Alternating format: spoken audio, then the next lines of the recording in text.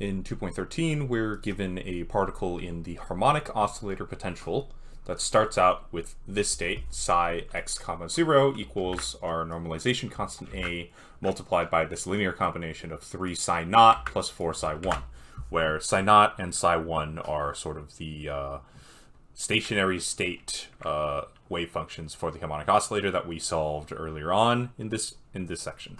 So in part A, we're asked to find A, and this is just a normalization problem that we've done many times before. We simply have to take the magnitude squared of this term and then take advantage of orthonormality. So first off, we recognize the fact that since psi is a normalized wave function, necessarily its magnitude squared, which is the probability density, has to equal 1 when summed from negative infinity to infinity, because that's just true in general for any probability density. So we say that the integral from negative infinity to positive infinity of the magnitude of psi of x comma 0 squared dx has to equal 1, or else this is not a legitimate probability density. If we actually take the magnitude squared of this, first thing we notice is that there's no imaginary terms. The psi naught of x terms are all real. So because of that, this is effectively the same thing as just taking the standard square of this term. So we have a squared, which comes out of our integral because it's in constant, times the integral from negative infinity to infinity. And then this is just a sort of a binomial multiplication. So we have 9 psi naught squared plus, and then we have 3 psi naught times 4 psi naught, which makes, or 3 psi naught plus 4 psi 1, which makes 12 psi naught psi 1, and that applies twice, so this becomes 24 times psi naught psi 1.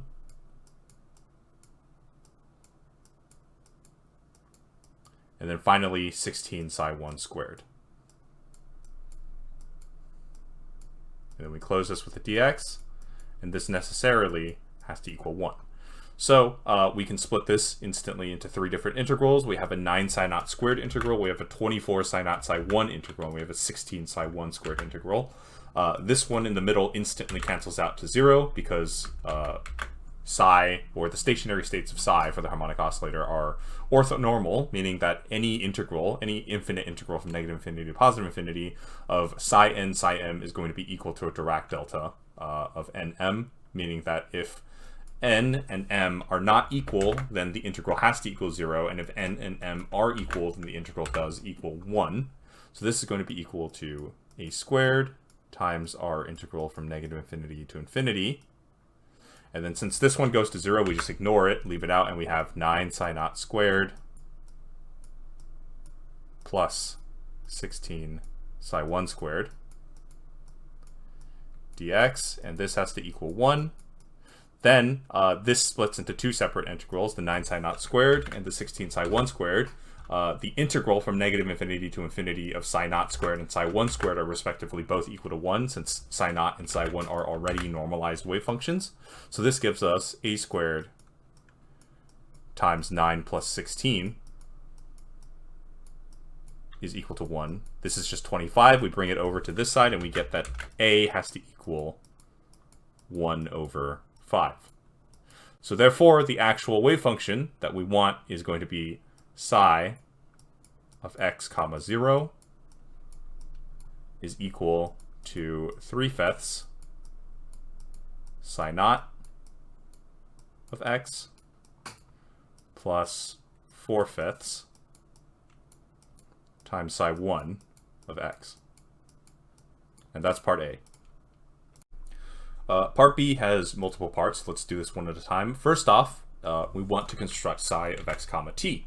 And the way we do that is we take advantage of the fact that psi of x stationary states are always going to be complete, which means that we can define any arbitrary function f of x to actually equal a summation over n of cn coefficients times the nth stationary state in x times the nth stationary state in t. So this is true for any arbitrary function, and this is something that we derived way back in 2.1 when we actually started talking about stationary states. since f of x is any arbitrary function, there's nothing stopping us from setting it equal to psi of x comma t.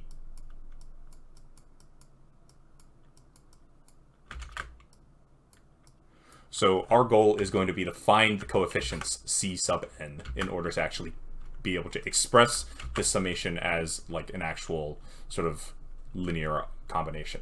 So the way we do this is we take advantage of the fact that we already know what phi sub n is, because phi sub n sort of does not depend on the potential, for at least in cases where the potential does not have a dependence on time. So when v is equal to just v of only x, then it's only used in calculating psi of x. Whereas phi of t, if v has no t dependence, is always going to be solved the same way. And as we've seen here, we've solved it in the exact same way for both the harmonic oscillator and also sort of the infinite square well. And we've seen that in cases of a time-independent potential, the time-dependent stationary state is always going to come out as phi n is equal to e to the power of negative I over h bar times the nth energy times time. So what we see here is that the reason why this is significant is because at t equals 0, this is just equal to 1. So phi sub n of t equals to 0 is always necessarily equal to 1. And we have phi of x comma 0. We have phi, we have the wave function, or sorry, we have the wave function at t equals to 0. So because of that, there's nothing stopping us from also saying, okay, well, if t is equal to 0, then psi of x comma 0 is just going to be equal to the summation n of cn psi n, and then the phi terms just go to 1, so it's just the summation of cn phi n, or psi n, and the cn's here are effectively the same constant. And we have sort of big psi of x comma 0, and we know that this is actually equal to 3/5 psi naught plus 4/5 psi 1. So what this means is that we actually already, we do in fact know the c terms. We know that c0 is equal to 1, or sorry, c0 is equal to 3/5, because this corresponds to c0, and we also know that c1 is equal to 4/5, because this second coefficient here corresponds to c1.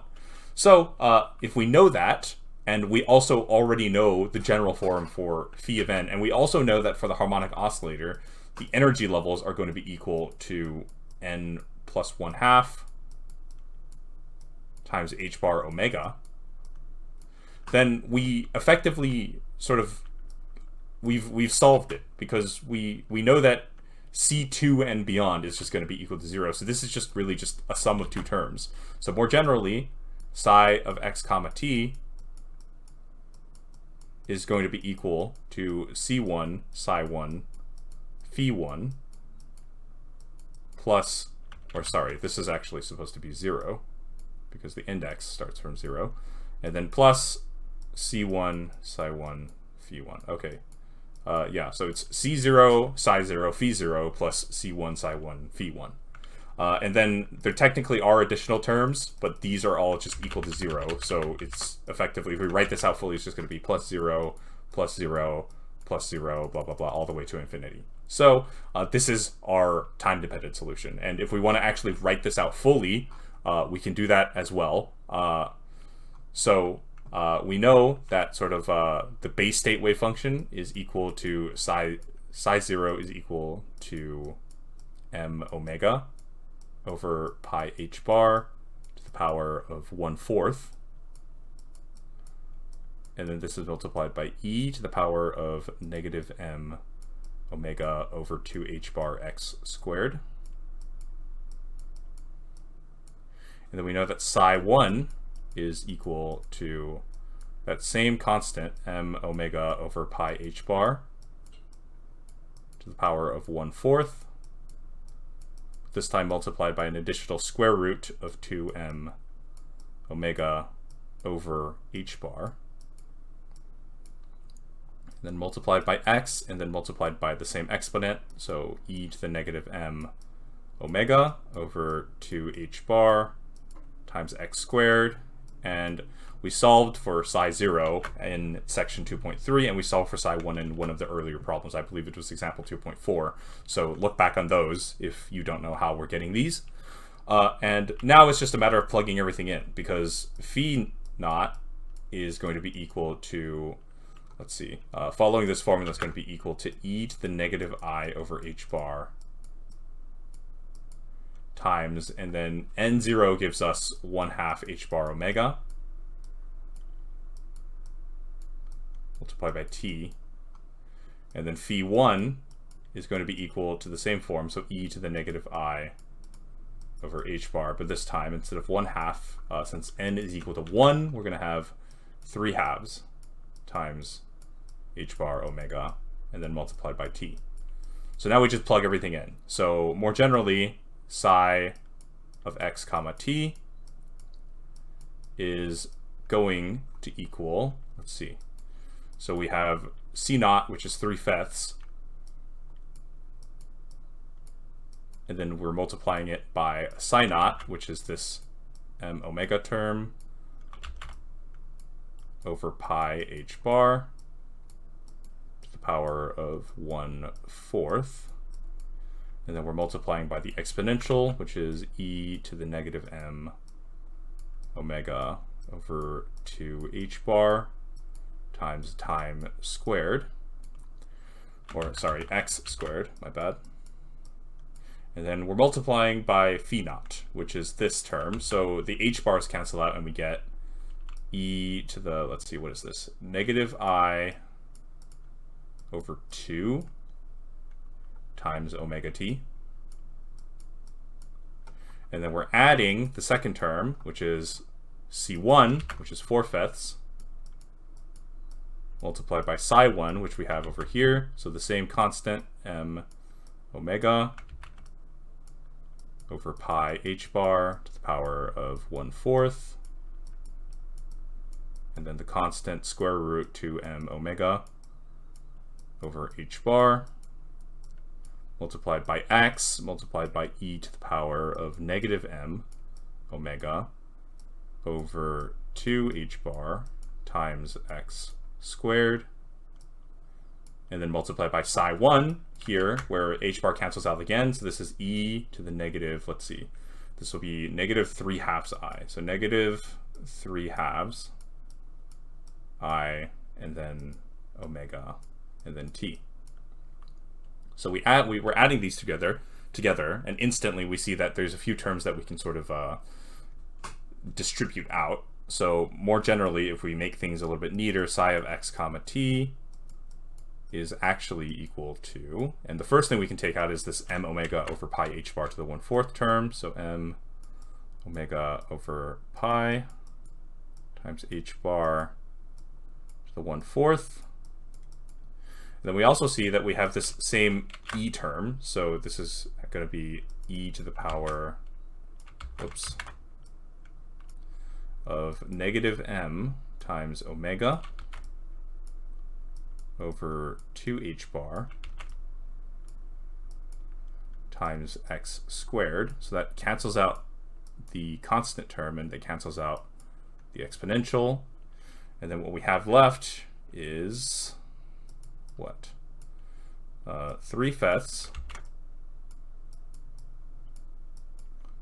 plus, or no, 3/5 multiplied by e to the negative I half times omega t. And then we're adding 4/5 times x multiplied by, or sorry, 4/5, and then we also have that square root term, so 2m omega over h bar. And then we're multiplying by x, and we're multiplying by e to the negative 3/2 times I omega t. And that is the first part of part B done, where we've found the time-dependent wave function. Next thing is we're asked to find the actual probability density, which is the magnitude of psi of x comma t squared. So that's pretty painful, but let's actually get about to doing it. So first off, these terms at the front which don't have imaginaries in front of them, we can just sort of square without any issues. So magnitude of psi, and to save room, I'm just going to write this as magnitude psi squared, is going to be equal to the square root of m omega over pi h bar at the front, because the 1/4 term, when squared, becomes a 1 squared term, or 1/2 term. And then we have the exponential, which gets squared, so that just multiplies the 2 onto the exponent. So this becomes negative m times omega over h bar times x squared. And then we have sort of this really painful part where we do, let's see, so this is going to be 3, and actually, you know what, I'm going to distribute out a 1/5 as well. So this is going to become 1 over 25. And then we have 3 times e to the negative I half times omega t plus 4 square root of 2m omega over h bar times x times e to the negative 3 halves I omega t. And then we're multiplying this by the complex conjugate, so then we're going to multiply by this second term. I'll write it right here. So multiply by the second term of 3e, and then for complex conjugates, which is reverse the signs on all the imaginary, so this becomes 3e to the I half omega t plus 4 times square root of 2m omega over h bar multiplied by x, and then multiplied by e to the positive of 3 halves I omega t. So now it's just a matter of sort of using distributive property to get these down. So let's get that constant at the front copy pasted. So this is going to equal the same constant at the front, and then a really annoying sort of process. So first off, these two are complex conjugates of each other, so multiplying them together gives, the 3 carries over as a 9, so 9, and then the exponents multiplied together just give 1. So 9 plus, and then we have this term multiplied by this term, so this is going to give us 12, because 3 and 4 make 12, and then the square root of 2m omega over h bar. And then we have, let's see, x, because this second term here has an x, and then our exponential multiplication. So e to the, let's see, these exponents are going to get added, so that's 3 halves I omega t minus 1/2 I omega t, so that's just going to give us I omega t. And then when we multiply this by this, it's going to give us the same thing, but instead there's going to be a negative at the front, because now it's negative 3 halves I omega t plus 1/2 I omega t. So that's plus 12 times square root of 2. In fact, actually, let's use distributive property here to make everything a little bit simpler. Everything at the front remains the same, and then we're adding e to this time to the negative I omega t. And then finally, we're adding this times this, which is just going to give us, let's see, 4 and 4 make 16, so 16, and then the square root becomes a normal term, so multiplied by 2m omega over h bar, and then x squared, and then the exponentials multiply together to turn into 1. And from here, we can actually sort of take advantage of the fact that this is an e to the I omega t plus e to the negative I omega t. And the reason why that's very nice is because this is this can be converted into a trigonometric term, because complex exponentials are related to trigonometric functions. So let's see, let me just search up the table for this, because I don't necessarily remember this right off the bat. So we have e to the ix plus e to the negative ix, and more generally, cosine of some term, of some real function x, can be written as e to the ix plus e to the negative ix divided by 2. So in this case, we have e to the ix where x is equal to omega t. So in actuality, this term right here is actually equal to just 2 times cosine of omega t.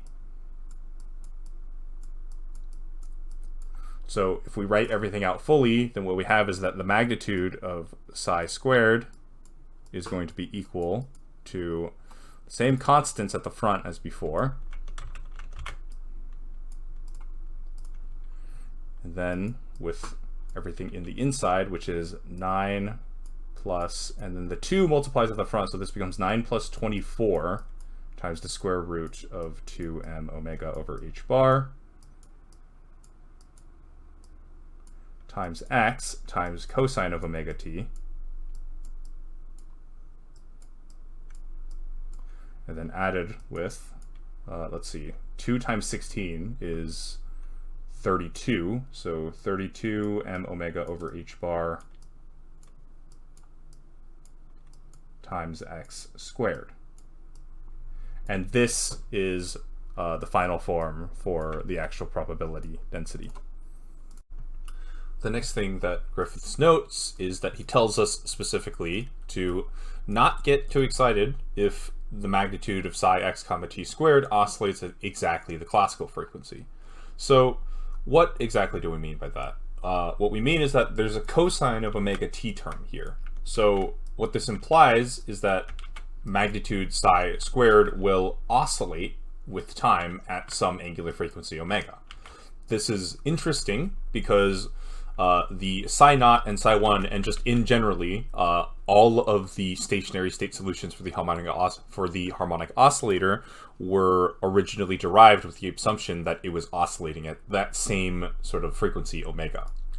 So this is what this means is that all of these terms, psi naught, psi 1, psi 2, psi 3, etc., are all associated with an harmonic oscillator that oscillates at this same frequency omega. And the fact that the magnitude squared, aka the probability density of our general psi function, which is a linear combination of two arbitrary sort of stationary states, psi 0 and psi 1 in this case, also apparently oscillates at cosine of omega t, sort of seems to imply that more generally any sort of wave function that's composed of any arbitrary linear combination of these stationary states will also oscillate at the same frequency omega. This turns out actually to not be true, and this actually happens to be a happy coincidence when we specifically use psi 0 and psi 1. And what you'll see, and to prove this, Griffiths basically asks us to do the same problem all over again, but this time instead of having 4 psi 1, we have 4 psi 2. So let's actually do that and show that sort of this cosine omega t term that appears is in fact a coincidence. So first off, we have the general wave function. So the way to normalize for A is unchanged because that doesn't really matter whether or not we have psi 1 or psi 2 here. The only difference here is that we're replacing psi 1 with psi 2 for this final function. So if we want to find the arbitrary solution for this, first off, we know from sort of previous problems, we've derived psi 2, and we know that psi 2 of x is actually equal to 1 over the square root of 2 times m omega over pi times h bar to the power of 1/4 times e to the power of negative m omega over 2h bar times x squared, and then multiplied by 2m omega over h bar times x squared minus 1. So if we do the same process that we've done before, so we say that, okay, psi of x comma 0 is equal to a summation of cn psi n, which, since we already have psi of x comma 0, this is equal to 3/5 times psi 0 plus 4/5 psi 2, then this implies that the more general wave function that depends on time, psi of x comma t, is actually equal to 3/5 psi 0 phi 0 plus 4/5 psi 2 phi 2. Okay, this is a bit of a pain to actually go through and write in, so let's do this bit by bit slowly. We have psi 2, so I'm actually going to move this over to make this a little bit nicer. And also, just to sort of differentiate sort of between the stuff we did above and this hypothetical where we're replacing psi 1 with psi 2, I'm just going to separate it. So we know that psi 2 is equal to this mess, and we also know psi 0. We know that psi 0 is equal to m omega over pi h bar to the power of 1/4 times e to the negative m omega over 2h bar times x squared. And from here, we also know that phi n is equal to e to the negative I over h bar times e sub n times time. Is that correct? Hang on, let me just double check this to make sure that I'm not making a really stupid mistake. Negative I over h bar en times t. Yes. Okay, and then we know that the energy terms are equal to n plus 1/2 times h bar times omega. Okay, now we just have to plug everything in for this horrible setup. So psi is going to be equal to, let's see, so that we have the 3/5 at the start for C0, and then we're plugging in psi naught, so this is going to be m omega over pi h bar to the power of 1/4 times e to the negative m omega over 2h bar times x squared.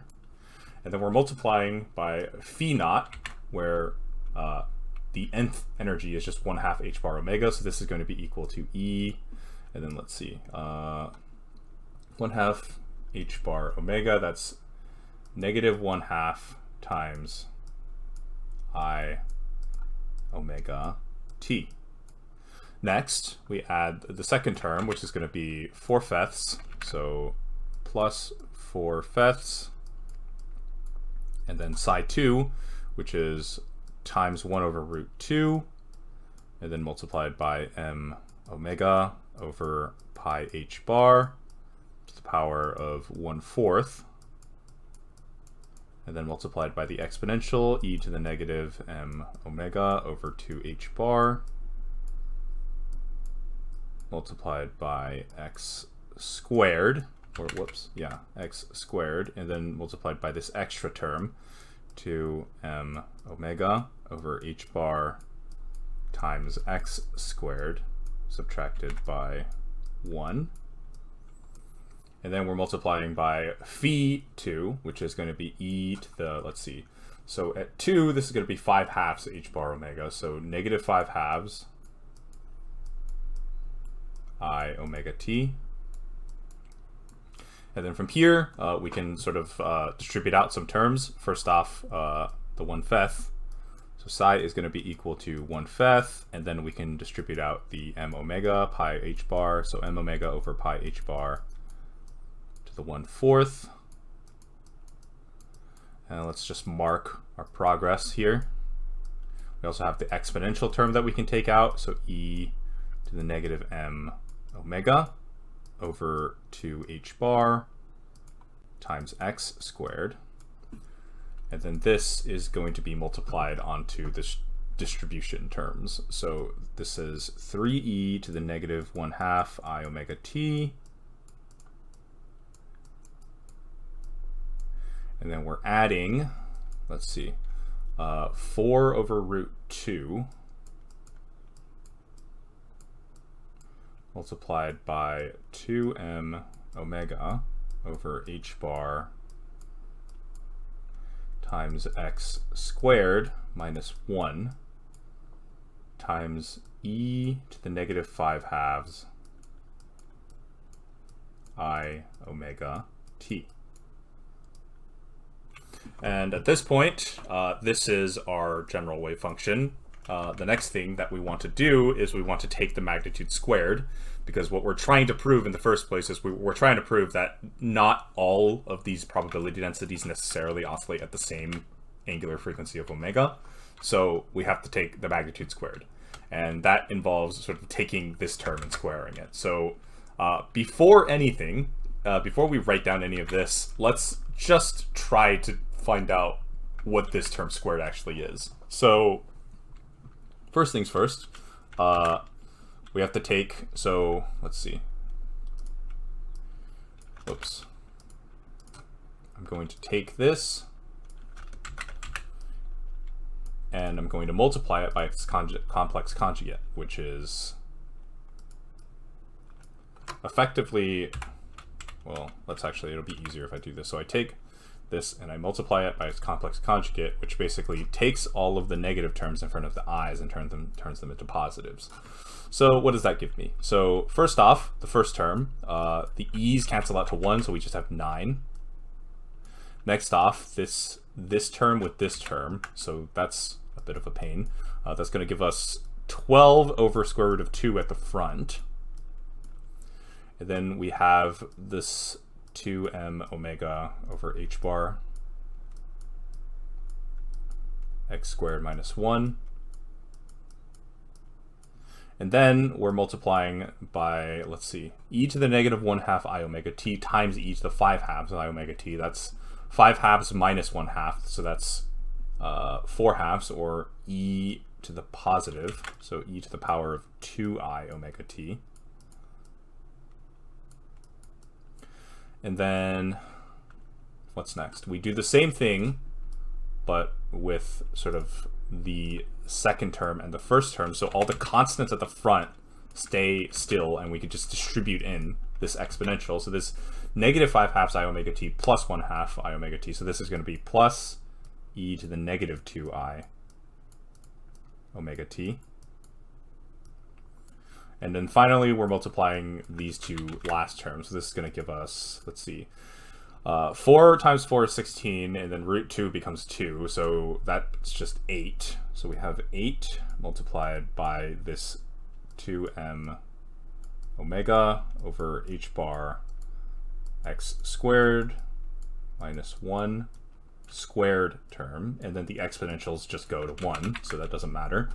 And this is sort of our actual expression. Now, next thing we can do is the same thing as before, where we take advantage of sort of complex exponentials and convert them into cosine. So this is just 2 cosine of 2 omega t. And we don't even have to finish this problem, because we see here that the cosine term from before, instead of being omega t, it's now 2 omega t. So in generally, this whole idea of sort of this wave function, sort of the probability density of the combined wave function that's a linear combination of stationary states, doesn't necessarily have to oscillate at the exact same frequencies of omega as all of the stationary wave functions actually do. We see here that if we replace psi1 with psi2, we get instead a probability density that sort of oscillates at 2 omega instead of omega. So sort of this very nice little sort of detail here is just sort of a happy coincidence that isn't generally true. The first part of part C asks us to find the expectation values of x and p respectively. The math for this part is frankly atrocious, considering how painful this sort of psi wave function actually is, especially for p. So we are going to spend quite a bit of time actually doing the derivations for this. But just to sort of help save a little bit of time, I'm going to preemptively sort of define the Gaussian integrals that are going to be popping up a lot when we do these operations. And again, we've sort of gone over these extensively in previous problems, especially back in chapter 1. I believe it was problem 1.3 where we first introduced the Gaussian. Effectively, the way that this is solved is by introducing something called an error function, which is defined as this. The error function of plus or minus infinity is respectively equal to plus or minus 1, so it's just a matter of sort of manipulating these integrals to get them into the form of an integral from 0 to infinity or an integral from 0 to negative infinity of e to the negative x squared. Attaching an x squared at the front, we can just solve that by using integration by parts, by recognizing that the derivative of e to the negative x squared is sort of negative 2x e to the negative x squared. So we can define we can rewrite this as sort of like x multiplied by e to the negative x squared, and then define the x times e to the negative x squared as the derivative of e to the negative x squared, and then from there we use integration by parts. These were gone over extensively in the previous problems, so if you want a clear idea of how these are actually solved, I encourage you to go back to those problems, especially I believe 2.11, which was when we first had to start doing like sort of these extensive integral problems. Anyway, so let's start right away with the expectation value of x. So we know that this is going to be equal to the integral from negative infinity to infinity, and then since the x operator is just x itself, we can just rewrite this as x times the magnitude of psi squared dx. And we already have psi squared. It's this horrible mess over here. So let's rewrite this. So this is going to be equal to, and let's see, we have the square root. And actually, before anything, we're going to sort of take advantage of something that was mentioned in 2.11, which is that for harmonic oscillator integrals, it makes our lives a lot easier if we do the following definitions. And we define one variable y to be equal to x times the square root of m omega over h bar. And then if we also define alpha to equal m omega over pi h bar to the power of 1/4. So in this light, if we look at what we have over here, we have square root of m omega over pi h bar, so that's alpha squared. So the expectation value of x is going to be equal, in terms of these new variables, alpha squared over 25. That covers, I believe, yeah. So this is the alpha squared, this is our 1 over 25. And then we have an integral from negative infinity to positive infinity of x, and then multiplied by e to the, what is this? Negative m omega over h bar x squared. So that can be defined as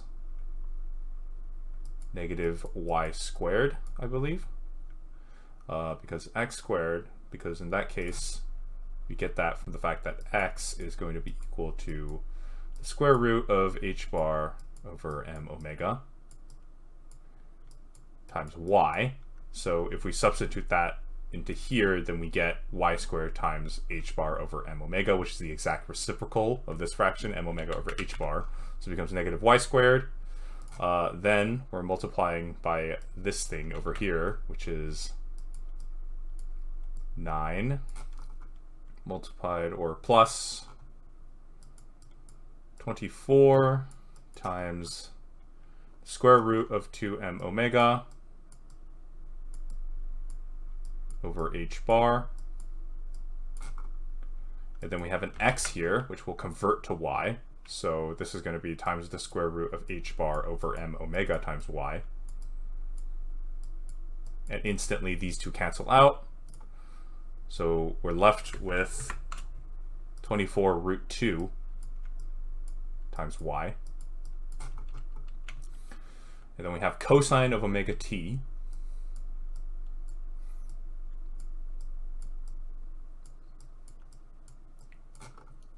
And then we add it with 32, and then m omega over h bar. then we're multiplying this by x squared, which gives us h bar over m omega times y squared. So actually this cancels out well and leaves us with 32y squared.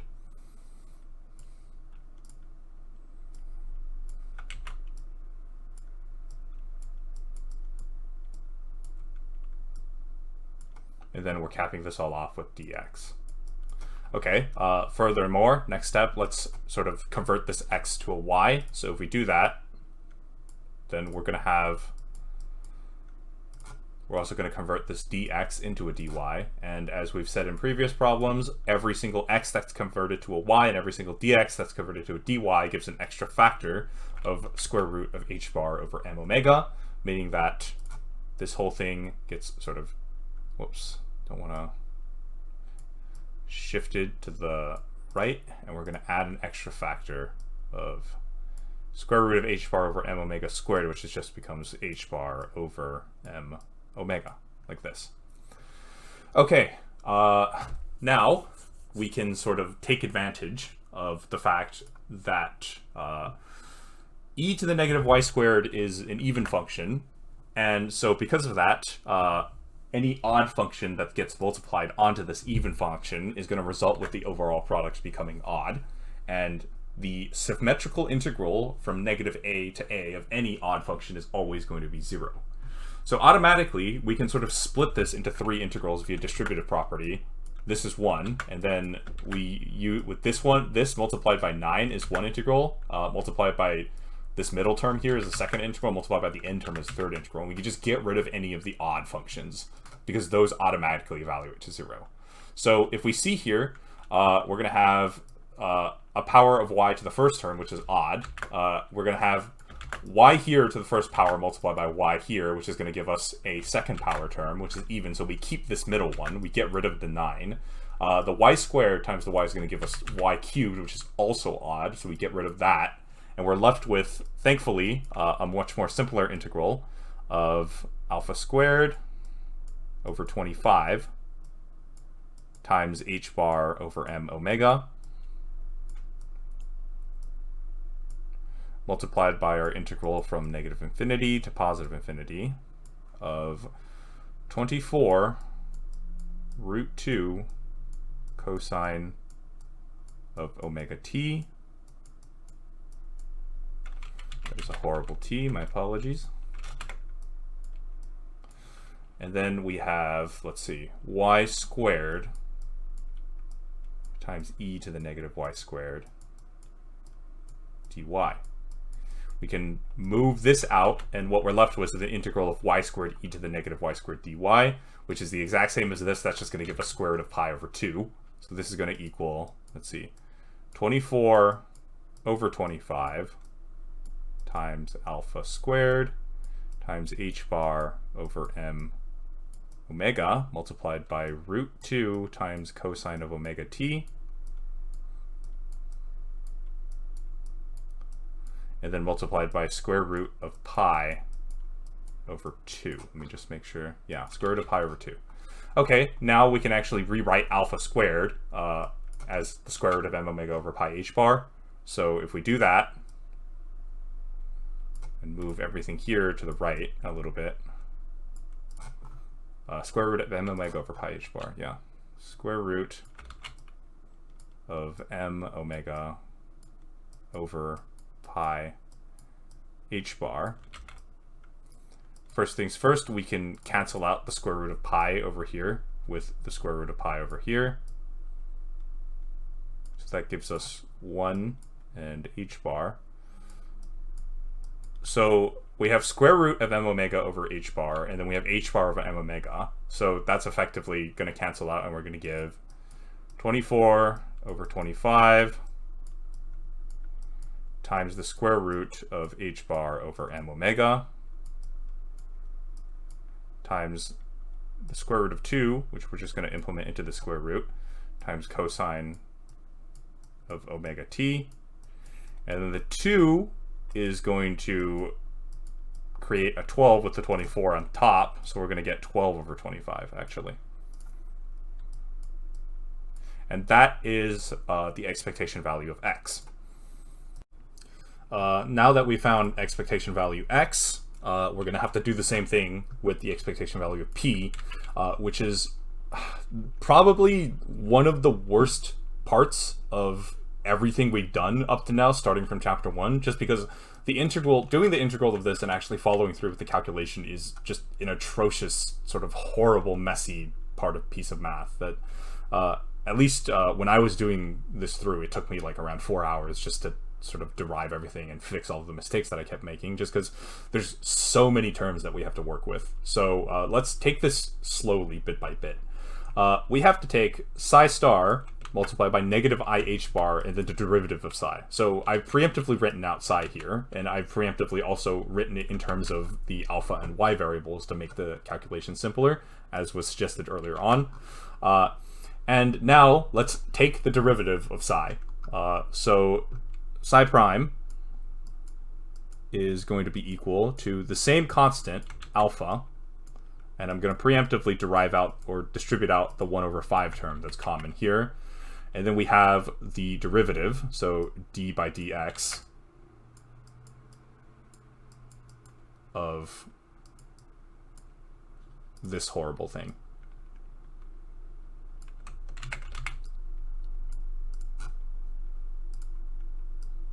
And then let's just take out the 1/5.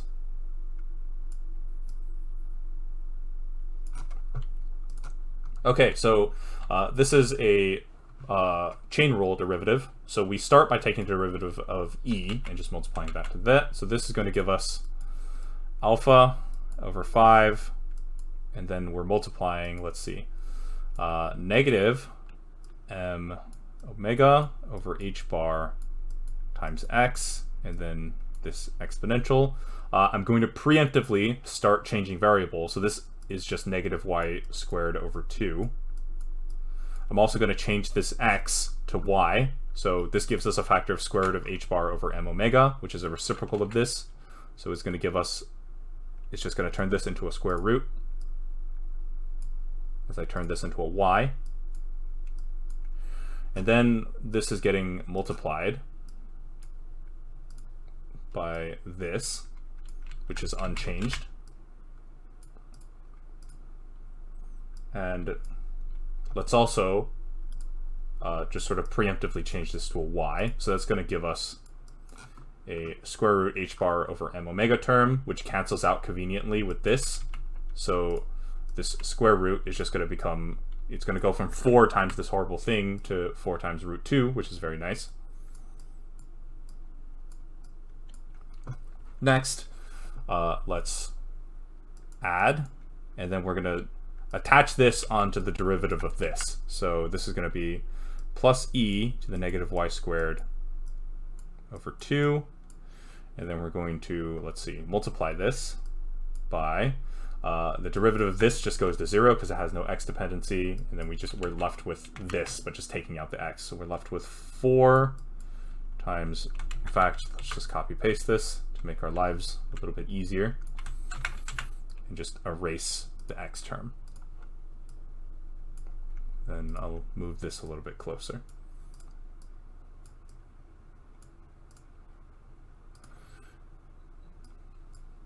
Cap this off. Immediately, we see that we can distribute out the exponential. So this is going to give us alpha over 5 times e to the negative y squared over 2. And then we see that we have this e to the negative 3/2 I omega t, and also here. So that suggests that we can probably combine terms. So let's write this out fully as 3 individual terms. So what's this going to be? This is going to be negative 3 times square root of m omega over h bar multiplied by y multiplied by e to the negative I halves times, or let's write this for just to keep everything consistent, 1/2 I omega t. Let me just double check that I did in fact do this correctly. Negative 3 and then square root, and then we have our y term and we have e. Yeah. Okay, now we do the same thing on the other side. This is going to give us minus 4 times the square root of 2m omega over h bar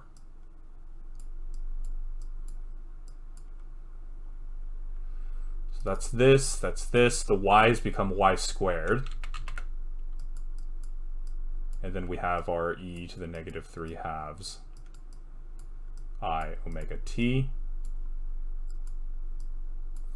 Is that it? 4, so that's negative 4, square root of 2m omega over h bar. We have y squared, and then this exponential, yeah. Okay, and then we're adding on an additional 4 square root 2m omega over h bar times e to the negative 3/2 I omega t. And we see here that these have a common front factor, the only difference being that this has an extra y squared term. So we can write this a little bit nicer to get alpha over 5 times e to the negative y squared over 2. And then we're multiplying by this front term that's unchanged at the negative at the front. And then we're adding 4 times the square root of 2m omega over h bar times e to the negative 3/2 I omega t.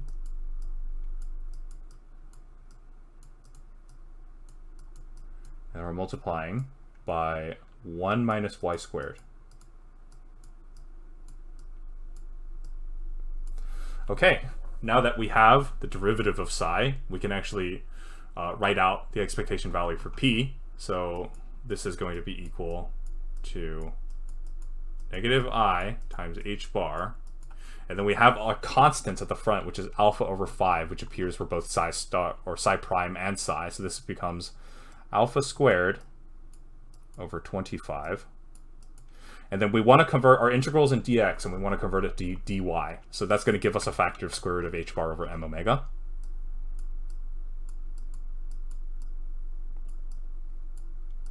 And we're multiplying from negative infinity to infinity.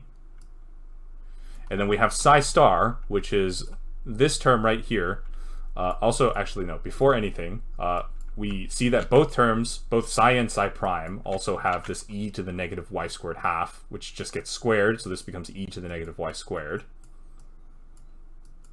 And now we have psi star, which is going to be this, but we're just going to change all of the sort of, we're going to change all of the negative signs in front of the i's to positives, because note here that we're actually dealing with imaginary functions, so the complex conjugate actually is going to be significant now. And then this is going to get multiplied by this horrible mess of an equation over here.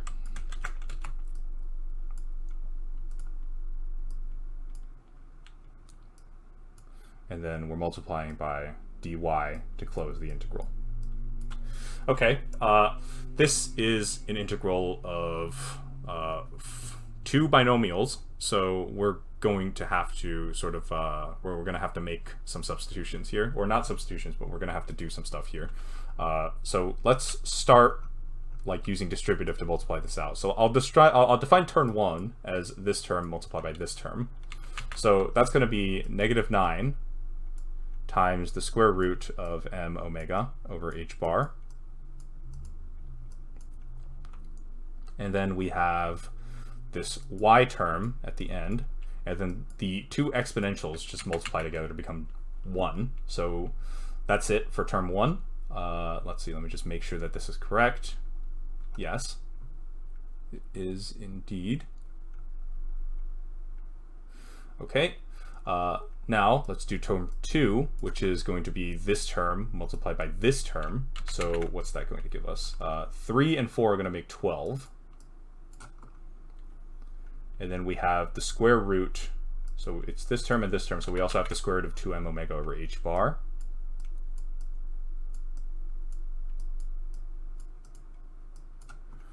What's next? We have 12, and then, okay, yeah, we have the exponential, which is 1/2 I omega t times negative 3/2 I omega t. So exponentials, it just adds, this becomes e to the negative I omega t.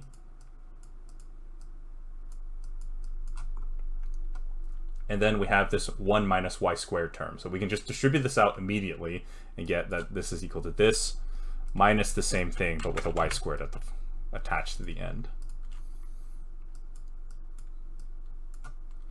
Okay, that's it for term 2. Moving on to term 3, we have this multiplied by this. That's negative 12,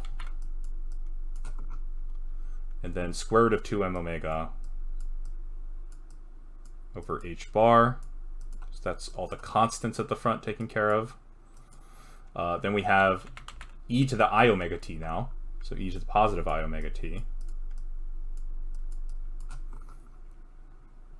And then what do we have? We have all the constants and we have the y. So now we have an extra factor of y squared attached at the end. And I believe that's it. Negative 12 square root of 2m omega over h bar times y squared times e to the I omega t. Yes. Okay, term 4, which is this term multiplied by this term. So that gives us 16, and then 2 square root of 2's, which give 32, times the square root of m omega over h bar. So that's all the constants at the front. Then we have the exponents, which cancel out to 1, and then we have y times y minus y cubed. So that's this minus the same term, but with a y cubed. And this is obviously a lot of terms, but we can sort of make our lives a little bit simpler by sort of recognizing sort of the same technique that we use for the expectation value of x. And what I mean by that is that the expectation value of p has the general form of all of our constants at the front, and then multiplied under a dy integral from negative infinity to infinity of term 1 plus term 2 plus term 3 plus term 4, and then multiplied by e to the negative y squared dy. So what we can do is we can use the distributive property and sort of convert this integral into, let's see, we have 1, 2, 3, 4, we have 6 different terms. So we can turn this into 6 different integrals, just added together consecutively. And just like before, we can take advantage of the fact that e to the negative y squared is an even function, meaning that if the sort of function that gets multiplied onto it is odd, then the integral automatically goes to 0. So we see here we can pick and choose and just basically prune our terms. So this term is y and this term is y cubed. These are both odd functions, so we can automatically just recognize that they go to 0. The 2 and 3 we keep everything, and then 1 we also discard because this one is just y to the first power. So what we're left with is actually just 3 terms. We were left with negative I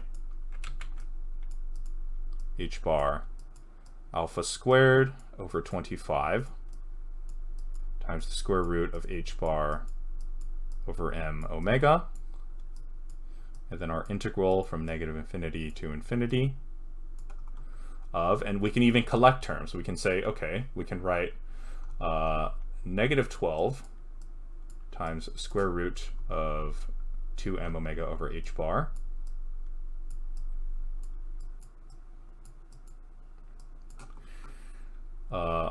and then y squared being multiplied onto e to the negative I omega t plus e to the I omega t, or let's just reorder this, I omega t plus e to the negative I omega t.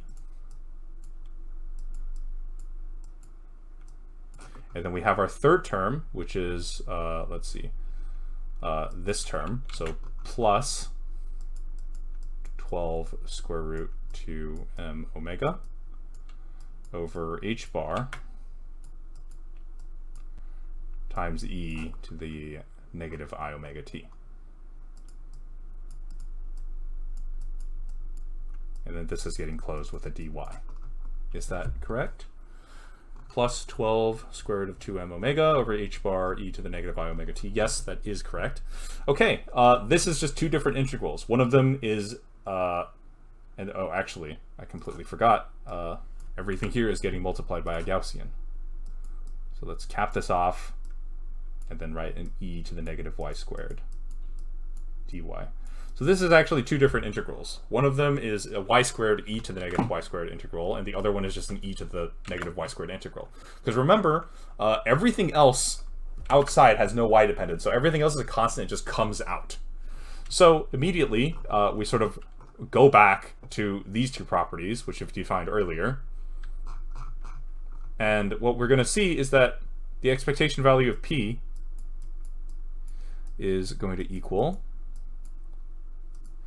all these constants at the front. And then let's start with our first integral. This is going to be negative 12 square root 2m omega over h bar. And then we're actually going to take advantage of sort of converting complex exponentials into trig functions. This is actually equal to 2 cosine of omega t. So this is, we're going to turn this into negative 24 multiplied by cosine of omega t. And then we're left with a y squared e to the negative y squared dy integral, which if we go back, this is actually equal to square root of pi over 2. So this goes back to 12.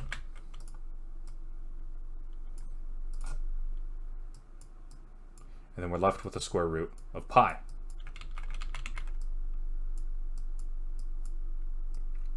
Next, we do the same thing. We add,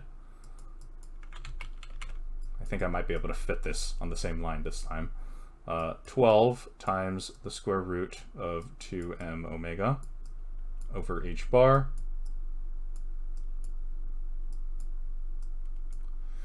and then e to the negative I omega t.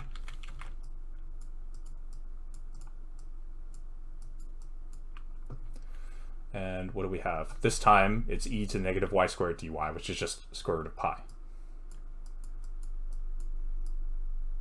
And now we can do a little bit of distributive property. So immediately I'm going to take negative I h bar, and I'm going to turn alpha back into the original term that it equals. So alpha squared is, let's see, where did I put my definitions? Yeah, alpha squared is square root of m omega over pi h bar. So times square root of pi omega, or pi, sorry, pi, no, square root of m omega over pi h bar, sorry. M omega over pi h bar times 1 over 25. And then I'm going to distribute out the square root of pi to get square root of pi h bar over m omega. And immediately we see that these two terms instantly just cancel. And then we're multiplying by 12 times square root 2m omega over h bar. And then we're left with cosine of omega t plus e the negative I omega t. Let's write this out to make it a little bit neater. This is going to be negative I h bar over 25, or actually negative I h bar times 12 over 25 times the square root of 2m omega over h bar. And then we're multiplying by this. So this is technically our answer, but it doesn't really physically make sense to have an expectation value that's imaginary. And it turns out that we can actually cancel this out if we take advantage of Euler's formula, which is we can rewrite this as cosine of omega t, and then plus, or sorry, there's actually a negative here. Yeah.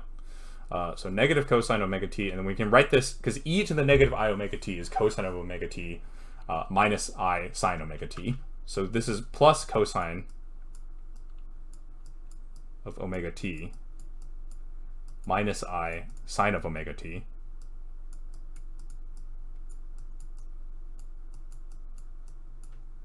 And automatically the cosines cancel.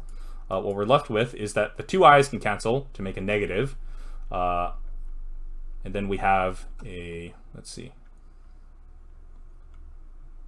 Yes, and the two i's cancel and make a negative, and then we're left with the two negatives making a positive. So we're left with negative h bar times 12 over 25 times the square root of 2m omega over h bar, and then multiplied by sine of omega t. We can make this even simpler if we just take the h bars and turn them into one formula. So this gives us negative 12 over 25 times the square root of 2 h bar m omega multiplied by sine omega t. And finally, we have arrived at our answer.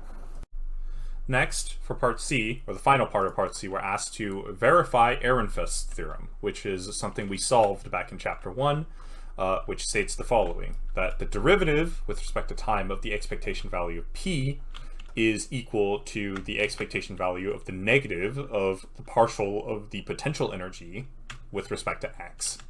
So first off, we're told specifically that we have a particle in the harmonic oscillator potential. So what that means is that by definition, v is going to be equal to 1/2 times m times omega squared times x squared. So automatically, negative partial v with respect to x is going to be equal to negative m omega squared x. So the expectation value of the negative of partial v with respect to x is going to equal negative m omega squared times the expectation value of x.